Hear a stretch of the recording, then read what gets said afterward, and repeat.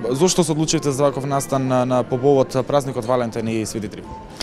Добро, ова е една активност која што општината долги години ја спроведува и јас заедно со тимот одлучивме дека е позитивна и дека е добро на овој ден да се подружиме заедно со наши сограѓани кои што можеби немаат со кого овој ден да го одбележат, па еве, така зборував и во кампањата, така зборувам и сега.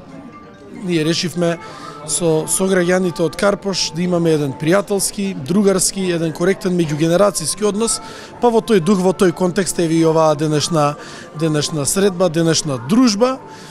Тука не правиме разлика кој од која населба е, кој од која религија или политичка припадност, едноставно денот да го одбележиме заеднички со оние што кои за жал поради различни причини немаат со кого да го одбележат овој ден.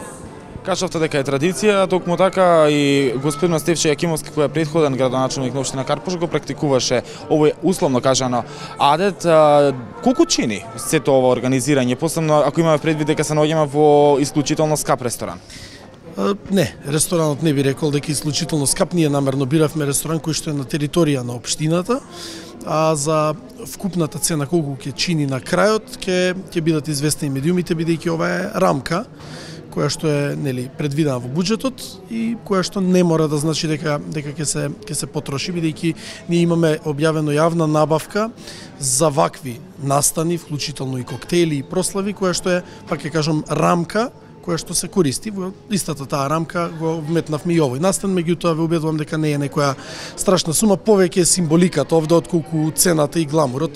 Можете да видите овде ниту се служат пијалоци скапи, ниту се служат алкохолни пијалоци, воопшто не е тоа целта е символиката и дружењето. Во време кога општина Карпош има доста места каде што треба да се инвестира, има и капитални инвестиции каде што навистина недостасуваат, дали е во ред организирање на вакви настани или може овие средства да се преиначат? Добро, ние веќе добар дел од средствата кои што беа за одбележување на денот на општината ги преиначивме. Добар дел од возниот парк го преполовуваме и средствата ги пренаменуваме за возило за одржување на хигиената во општината, но сепак сметајќи дека ова нема да искочи на крајот некој голем износ, а сепак се работи за една поголема група на наши сограѓани, одлучивме да го спроведеме секако овој настан. Се откажуваме генерално од големи, скапи и гламурозни настани. Ова не е еден таков, ова е чисто дружба која што нема многу да чини, а сепак многу им значи на овие луѓе кои што денес се тука. Како ги каневте, како течеше таа процедура, кој се можеше да учествува и како се земаше учество на овој? Така.